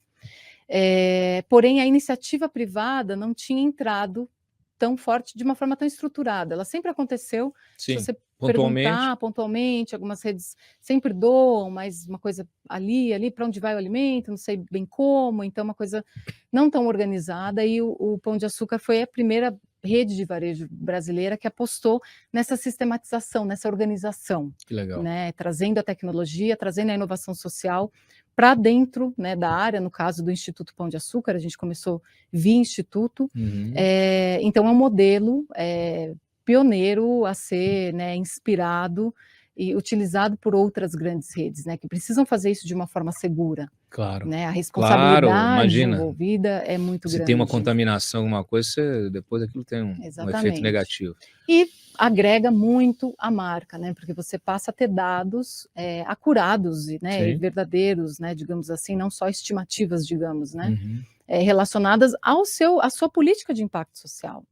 Né? E hoje mas hoje você não tem só o Pão de Açúcar, você tem vários outros grandes grupos, né? Por exemplo, Nestlé. A gente... Perdão. Não, eu quero que você aqui nos diga. Nós expandimos. Porque eu já li matérias a respeito desse trabalho que você faz, e aí eu vi, inclusive até citando iFood, não sei o quê. Exato.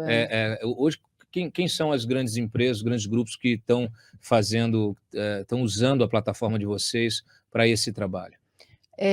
Bom, nós expandimos, nós estamos também no grupo Açaí. Açaí, né, que também é uma grande rede de supermercados. Gigante, né, atacadista, então tem um impacto enorme, né, na doação de alimentos. Nós estamos aí com aproximadamente 200 lojas da rede, expandindo, né, mais ainda também esse programa em todo o Brasil. No varejo temos aqui em São Paulo, Supermercados Lopes, também em fase de expansão de implantação. No interior, por exemplo, de São Paulo, temos a Rede Proença, que é uma rede expressiva também no interior. Esse ano começamos a atuar com grandes indústrias, então trabalhamos com Nestlé, com Danone, Balduco, M. Dias Branco, então olhar o processo, né, industrial dessas empresas no sentido, né, para onde esse excedente de alimentos, que eventualmente não vai ser vendido, como ele pode ser melhor conectado, né, para onde esse alimento pode ser melhor... tipo de alimento, né? O alimento da indústria é diferente do alimento de uma rede varejista, é diferente de uma rede... Tem restaurante também? Ainda não, é uma demanda, a gente está sempre sendo perguntado e questionado quando entra em restaurantes, que é uma outra cadeia, né? Sim. É uma outra complexidade. Tem um mar enorme ainda no varejo, né? Tem muitas redes de varejo que ainda não fazem a doação de alimentos e até indústrias, mas a ideia em 2023 é entrar também em grandes cadeias de restaurantes. Esses ajustes, né, do algoritmo, eles não estão na mão das pessoas, né? Eles estão na mão central ali da própria plataforma. O fã do antagonista, se ele tivesse a alavanca, ele poderia botar o antagonista aqui no 1000, você entendeu? Porque eu quero ver mais conteúdo. Mas não é assim que funciona, né? A gente está hoje num ambiente em que os algoritmos são centralizados e o nosso poder de interferência é menor. E em plataformas novas, como é o caso do TikTok, por que o TikTok está tão poderoso, né, e viralizando tanto? Porque ele é a plataforma que mais consegue fazer essa medição das suas preferências inconscientes, né? O TikTok, ele rapidamente, e você não precisa dar comando nenhum, você não precisa dar like em nada, ele consegue mapear exatamente aquilo que te toca profundamente e começa a te entregar conteúdo que vai exatamente nesses pontos que são dos seus instintos, dos seus... Ele vê se a tua pupila dilata. Dilata, é por aí. Ele analisa o movimento do seu dedo, ele analisa o padrão de consumo da bateria do seu celular. Nossa. Ele analisa deslocamento dos olhos. Ele realmente... O número de sinais que ele analisa para medir a sua percepção e a compreensão dele do conteúdo que está sendo mostrado para você, né, de entender exatamente o que te chamou a atenção, é muito impressionante. Então, ele é uma rede social que se pluga no nosso inconsciente.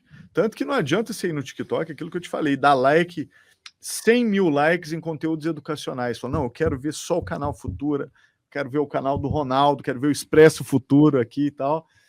Ele não vai priorizar. Ele vai priorizar... A dancinha. Não, pode ser a dancinha, pode ser coisa melhor, pode ser coisa pior. Claro. Você entendeu? Cada um tem as suas preferências, sabe aquilo que lhe toca, entendeu? Isso. E ele vai descobrir. Eu tenho uma outra pergunta, mas queria passar para o Miceli, para ele poder perguntar também. Quero ouvir a opinião do Ronaldo sobre o que é uma rede social. Pensa só, quando a gente se deparou com esse novo mundo ali, depois da chegada do 4G e essa possibilidade de expansão de uma característica que também é bastante humana, que é a do senso de pertencimento a grupos. O argumento principal para inconscientemente tanta gente aderir às redes sociais está muito pautado nessa nossa necessidade de que, de forma comunitária, os seres humanos são mais fortes e chegamos aqui onde estamos hoje, justamente por essa construção desses vínculos, não só com os nossos parentes, mas com amigos, com pessoas com as quais nós compartilhamos valores e determinadas características que são importantes. E aí, hoje, Meta, então Facebook Inc., criou, através de aquisições ou de construção de algoritmos, redes que têm características complementares. Você tem ali um WhatsApp que, conforme a descrição do próprio Facebook naquele momento, era a rede social que mantinha os vínculos mais próximos, aquelas pessoas que você tem o número do celular, portanto, você troca mensagens, você conversa ali mais de perto. O Facebook, que tinha um círculo de amizade um pouco mais amplo, dali a ideia de construir os grupos do Facebook. E, por fim, o Instagram, que é aquele 1 para N, onde N é o maior possível. Muitos construtores de conteúdo, influenciadores, ali é uma rede social pautada nessa relação de admiração que uma pessoa consegue despertar na outra, pelo que é, pelo conteúdo que entrega e também pelos vínculos sociais que constrói.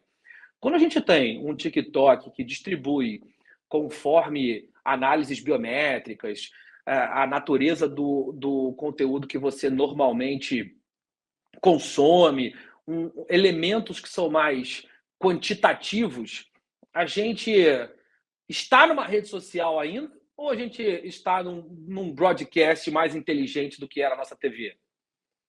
Certo, Miceli. Bacana. E até escrevi um artigo para a Folha sobre esse assunto, que é o fim do Instagram como conhecemos, né? E eu acho que o que você descreveu é um pouco isso, né? Rede social, né? Ele é um conceito que não vem da internet, né? Ele precede muito mais a internet. O que é a sua rede social? Você desenha você como um círculo e você começa a conectar com as pessoas que você conhece. Então, o seu pai, a sua mãe, seus amigos, seu amigo de colégio, o seu colega de faculdade, o seu colega do esporte. Então, você vai criando essa teia, né, que mapeia as pessoas com quem você tem contato, né? Isso é o que a gente chama da nossa rede social. As redes sociais online, elas sacaram esse modelo, né? Inicialmente, quem lembra do finado Orkut, por exemplo, era uma rede social quase que pura, né? Que tentava mapear exatamente esse seu tecido, né, social e assim por diante. O problema é que, na medida em que foi evoluindo, virou uma mistura das pessoas com quem você conecta com as pessoas que você segue, às vezes não é conectado, você tem um veículo da imprensa e assim por diante, mas de qualquer forma você decidiu agregar aquilo ali nos seus conteúdos. O que está acontecendo agora é que o TikTok rompeu com isso.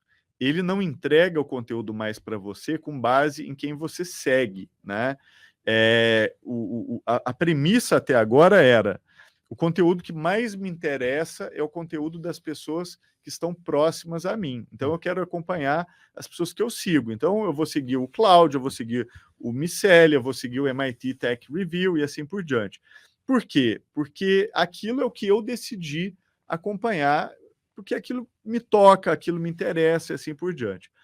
O que o TikTok fez é o seguinte: as pessoas que você segue ainda têm alguma importância, ele ainda te mostra conteúdo delas, mas essa importância ela é pequena.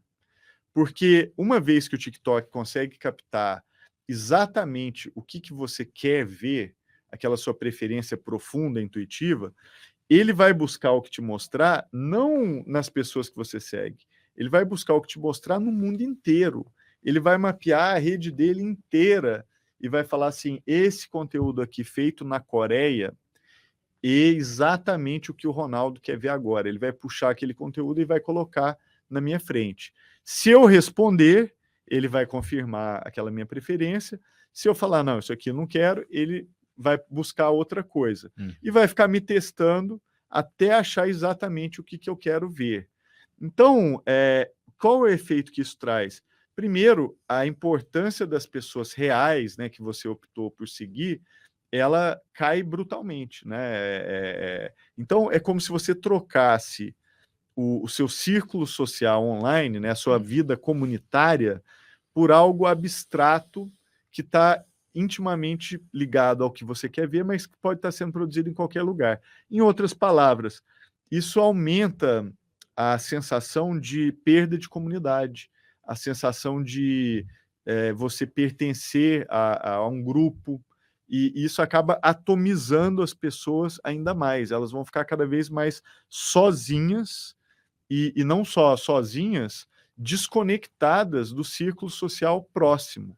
As consequências disso, sociais, políticas, etc., eu acho que são ainda uma incógnita, mas eu me preocupo, porque eu não acho que isso vai ser bom. Eu acho que a gente vai ter momentos aí difíceis, exatamente porque a gente vai erodir o último bastião de comunidade que ainda existia no mundo online. Eu já assisti algumas entrevistas suas e percebo que você tem você mencionou isso no início aqui, uma certa utopia, um certo romantismo em relação à internet e as tecnologias agregadas a isso, né? Então, eu não me lembro exatamente onde foi que você falou, mas ficou marcado para mim uma menção que você fez assim: poxa, era legal, a internet era boa quando a gente podia explorar a internet, isso, podia ir atrás de conteúdos que nem nos, né, que a gente nem achava que queria, vamos dizer assim, isso, né? Isso. E que depois aí veio o Google, começou a colocar o algoritmo também, que ele te impõe uma certa, né, lógica ali também, comercial, etc., no conteúdo que você está pesquisando, né? E agora, você quando descreve o TikTok, parece um pouco aquele raciocínio anterior, mas não é isso. Não, é isso em esteroides, né? Porque é o seguinte, o que acontece? A gente está falando aqui sobre perda de controle. A minha briga com o caminho que a gente está seguindo é que o indivíduo está perdendo o controle sobre o que ele vê, né? Então, no início da internet, o controle era total do indivíduo, né? Não tinha ninguém decidindo. Eu que tinha que tomar a iniciativa e buscar um conteúdo. Inclusive, era difícil, você tinha que ficar procurando em bibliotecas, em fóruns, e não era uma coisa simples.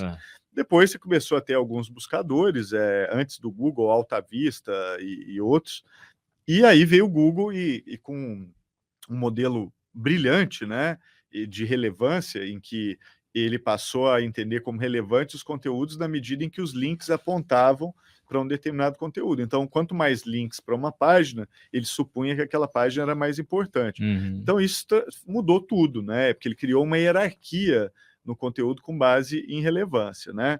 Agora, o que aconteceu dali para cá? a gente tem visto progressivamente a gente perder o controle. A minha crítica à mudança do Google é quando o Google tinha o Google Reader, né? O que era o Google Reader? Antes de existir esse modelo do feed, né, da rede social, você ia no site, você assinava os sites com uma tecnologia chamada RSS. E esse RSS era um agregador, então eu podia ir lá no Antagonista, assinava o feed do Antagonista, eu assinava o feed da Folha de São Paulo, assinava o feed de um blog, de um amigo ou de uma amiga, e aí no meu agregador era muito fácil eu ficar navegando de um para ver o que tem de novo aqui, como se você estivesse folheando revistas diferentes, mas eu decidia quais revistas eu assinava. E mais ou menos em 2000, acho que foi 2010, 2011, o Google eliminou o Google Reader, que era o agregador dele de feed, exatamente porque no modelo do RSS, eu decidia o que eu queria ver, você entendeu? A decisão era minha.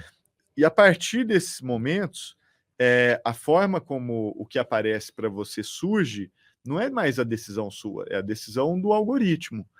E só que o algoritmo hoje leva em consideração quem é a sua rede social. Então ele leva em consideração se eu assinei o Antagonista, então ele joga de vez em quando conteúdo do Antagonista para mim, ele joga conteúdo da minha prima, eu assinei, eu sigo a minha prima no Facebook, então o conteúdo dela de vez em quando aparece para mim. O que o TikTok está fazendo é que nem as pessoas que eu sigo vão ser mais importantes, entendeu? Então é a perda completa do controle, porque o que o TikTok vai te mostrar, né, de novo, na maioria dos casos, ele continua mostrando quem você segue, inclusive tem uma aba específica para você ver só as pessoas que você segue. Mas a aba principal, que é onde a pessoa passa 99%, às vezes mais de 90% do tempo dela, ela é irrelevante quem você segue. Ela é gerada a partir do TikTok, analisando o que você realmente quer intimamente, às vezes nem você sabe, e colocando aquilo na sua frente e te testando para ver o que você responde. E com base nesses testes, ele vai te mostrar mais daquilo. Então, no TikTok, em tese, você não precisa seguir ninguém, que é o que acontece, né? Quando você entra no algoritmo, no aplicativo, e você não está seguindo ninguém ainda, já começa a aparecer coisa interessante para você. Só pela marca do seu celular, pelo o tanto de bateria que tem nele, ele já te coloca num determinado posicionamento. O lugar onde você está, então qual é o seu endereço. Com base já nesses pontos, ele fala assim, tô achando que o Ronaldo é um cara que mora, sei lá, na zona oeste de São Paulo, ele tem um celular mais caro, então ele deve ter preferências de consumo um pouco mais elevadas, você entendeu? Ele já te posiciona em algum lugar e começa a te testar. E aí você vai responder naqueles testes, aqueles estímulos, e aí é irrelevante quem você segue, se você segue a sua prima, a sua mãe, a sua tia, isso é irrelevante, porque você vai ficar na mão do algoritmo do TikTok. O objetivo final do TikTok com isso, qual é? Maximizar o tempo de tela, né? Ele quer que você fique o máximo possível com o celular ali observando o próprio TikTok. Atraindo tua atenção, te fixando ali, te bombardeando com publicidade. Exatamente. E lembrando, a atenção é um recurso escasso. Sim, né? economia da atenção. Só tem 24 horas no dia. Teoricamente, 8 dessas horas você deveria estar dormindo. Tem gente que já não está, porque fica no TikTok, né? E troca sono por rede social ou por qualquer outra coisa. Então, a atenção é um recurso limitado. Ao aumentar o meu consumo de TikTok, eu vou diminuir o meu consumo de Instagram. Você já se emocionou? Muito, né? Tem, assim... se eu já me emocionei, acho que nos Sertões de 3 em 3 horas você se emociona, porque o Brasil é um país fascinante. E ele está pronto, né? A gente só precisa usufruir o que a gente tem. Então, os Sertões não constrói nada. Os Sertões não constroem um autódromo, uma arena esportiva. Ele só dá significado às coisas já existentes. Então, o Jalapão estava lá. Os Sertões passou por lá e descobriu que o Brasil tinha um deserto. Caso contrário, seria mais um potencial turístico adormecido. Claro. Né? Então, acho que o papel patriota dos Sertões é dar esse holofote para esses destinos turísticos, né, para criar desejo. Por que você vai para o Grand Canyon nos Estados Unidos, se no Piauí tem um canyon muito mais legal que é o Canyon no Viana? Olha só. Né? Para que você vai no savana gastar lá fortunas nos acampamentos da África, se você pode fazer um glamping, né? Que é a mistura de... Tem essa terminologia agora, glamping é um camping com glamour, chama de glamping. Então o Brasil tem um glamping e fica em Mateiros, no Jalapão. E eu fui com minhas irmãs, com o meu pai, que nunca tinha acampado, né?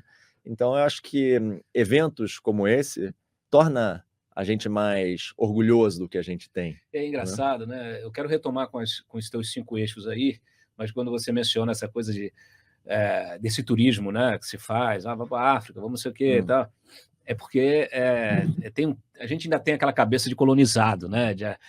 Quer tirar vira-lata, né? Achar que lá é melhor. O que interessa é tirar uma foto instagramável, né? Para você falar, tô aqui na África e tal, tô aqui não sei aonde, na savana, tô aqui na...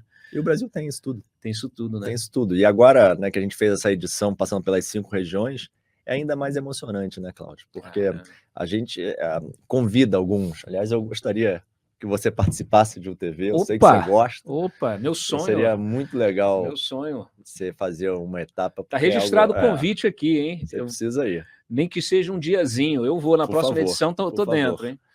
E aí já foi o Luciano Huck, já foi o Caio Castro, já foi o Whindersson Nunes. Que legal. O Alok, né? Então, o Sertões não é sobre performance. Claro. Né? O Sertões é muito sobre o ato de você conhecer o que é seu.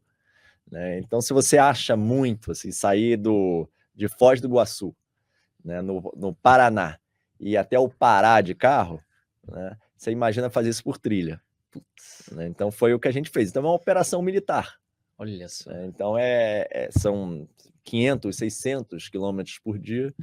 Né? Você imagina que da largada para a chegada, né? Vou falar os bastidores agora aqui, que eu acho que sempre desperta bastante curiosidade, é que o rádio VHF não fala na largada, alô, chegada, largada, você está aí? Então, para isso, ficam 2 aviões voando simultaneamente para servir de repetidor de rádio de quem está no meio. Então, todo grande evento tem um programa de voluntariado. Né? E o Sertões tem 100 voluntários que pedem férias nos seus trabalhos para se dedicar a essa causa. Né? Então, eu acho que é um orgulho muito grande ter pessoas que estão há 25 anos se voluntariando para os Sertões. E eu queria, desde já, dar um abraço aqui para os voluntários, que sem eles a gente não faz esse negócio acontecer. Né? Então, eu estava falando que o Sertões ele tem 3 verticais. A primeira é esporte, a segunda é o social, que a gente conversou aqui, foram 16 mil atendimentos médicos, né? E o terceiro é o turismo. Porque eu não posso assumir que meus amigos queiram atravessar o Brasil a 160 km por hora. Claro. Né? Mas eu posso assumir que eles adorariam ir para o Pantanal ou para os Lençóis Maranhenses, dormir num bom hotel, ir numa cachoeira. Então, paralelo à competição, você tem a expedição, que é para quem quer se divertir e não competir. Boa. Né? Que a gente chama de categoria churrasco. Essa que eu vou. Você vai na DIL-TV, competindo, acelerando. Me fala uma coisa, e esse pessoal, os turistas, eles atrapalham os profissionais? Não atrapalham, né? Os profissionais têm uma rota específica, que a gente chama de especial, e paralelo, né? Então, você imagina que ele faz uma volta lá no meio e volta, e a turma da categoria churrasco vai em lugares privilegiados. Né? Então, vai ver uma curva, vai ver a passagem em um rio, e vai fazer as atividades turísticas também nos parques nacionais do entorno. Né? Legal, cara. Então, acho que a gente, né, Cláudio, está muito tempo confinado em casa. Sim. Né? Sem viajar com a família, com os amigos. E 2020? Teve, mas foi num conceito diferenciado. Ao invés da gente ir de cidade em cidade, a gente foi de bolha em bolha. Então, a gente não permitia as pessoas dormirem em hotel ou pousada. Então, as bolhas, né, só entrava quem estava com as vacinas e credenciado, e todo mundo dormia dentro dessa Vila Sertões. Olha só. Né? Então, a gente não teve interação com o público, porque senão não, seria incoerente, né? Sair de São Paulo aqui e atravessar o Brasil, a gente não sabe se tinha vírus ou não. Então, isso foi um modelo que a gente teve que se basear no mesmo modelo da NBA, né? Que eles fizeram essa versão mais enxuta. Legal. Então a gente não tinha como interagir com a cidade, mas aí a gente foi, né, no meio dessas plantações, porque o Brasil, essa parte de agronegócio é muito forte. Sim. Né, e nessa crise toda, o agronegócio foi muito forte para a economia. Sim. E a gente passa por muitas fazendas e a gente arrumou lá regiões de acampamento, a gente precisa de 50 mil metros quadrados para toda essa turma dormir, e assim foi feito. E graças a Deus passou e voltamos ao modelo. Né? Você sabe o que eu gosto? Quando você fala isso, dá esses eixos, essas verticais, o impacto social disso, né? Isso é uma prova de que a gente, o cidadão brasileiro, ele precisa se olhar mais, olhar para o outro, para o lado, e não ficar olhando para cima, né, esperando que caia do céu alguma coisa, né? Eu tive aqui com a Alcione, numa conversa aqui no podcast também, que ela tem um trabalho maravilhoso, que ela conecta grandes redes varejistas e tal, de alimentos, supermercados, etc., com organizações sociais, para receber, para permitir essa conexão dos restos dos alimentos, né? Lindo. Então, assim, e ela tem um impacto social muito maior do que qualquer político que fica fazendo promessa em campanha, né? Então, vocês fazendo o que vocês estão fazendo, eu não tenho dúvidas. Tanto é que você, quando volta na cidade, sei lá, um ano depois, a cidade está lá do mesmo jeito, ou evoluiu muito pouco, porque, infelizmente, o poder público aquele está mais interessado em tirar a riqueza do cidadão e não devolver ela, né? Devolver os impostos como riqueza. E por exemplo, eu pego o exemplo da Alcione, porque assim, a gente conversando aqui, aí a gente foi falando, aí daqui a pouco bateu em política pública, porque ela falou assim, Cláudio, você sabia que é caro doar alimentos? Porque a legislação cobra o ICMS de quem doa o alimento. Então, assim, aí eles se organizaram. De serviço. De serviço, se organizaram. Nestlé, iFood, não sei o quê, fizeram uma proposta legislativa, entregaram lá em Brasília para poder mudar alguma coisa. Que você encontra esse tipo de entrave? Com certeza. Que tipo, por exemplo? A própria lei agora de incentivo, né, ao esporte, não é tão fácil a prestação de contas, né? Acho que a lei de incentivo é para servir ao esporte, mas serve muito ao futebol. Né? E não é pensada para outras você não categorias. tem como fazer um evento dessa dimensão sem um envolvimento do poder público nas 3 esferas, né? Na federal, na estadual e na municipal. Certo. Né? Porque a gente interage, por exemplo, o Sertões, ele é tudo, né, menos aventura. O Sertões é sobre logística, o Sertões é sobre operação, sobre investimento, né, sobre tecnologia, sobre legado. É uma aventura para o competidor. Olha. Né, mas a gente chega 6, 7 meses antes numa cidade, a gente interage com o prefeito, com a Secretaria de Turismo, Secretaria de Educação, porque cada escola pública faz um concurso de redação para preparar as crianças para a chegada do maior rally do mundo na cidade dela, porque senão ela vai achar um monte de carro colorido. O que está acontecendo aqui? Aí você vê que a cara dela ela já sabe o que é, fica feliz pra caramba. E vamos combinar, né, Cláudio, que criança é um agente multiplicador. Né? Se eu consigo mostrar, né, o que é a passagem daquele evento para aquela criança, ela vai dissipar a ideia para o pai, para a mãe e para os coleguinhas. Né? Então, a criança que vence esse concurso de redação, ela vai premiar o vencedor daquela etapa. Caraca, e ainda ganha legal, um tablet. Nossa. Né? Então, assim, são benefícios que a gente gera para a cidade, mas tem muita dificuldade governamental, né, e privada também. Tem fazendeiro que não deixa entrar, tem fazendeiro que deixa entrar, depois o caseiro muda de ideia, fecha a porteira. Eita. Então, assim, o que a gente fala lá dentro, né, da organização é que evento vem da palavra eventualidade.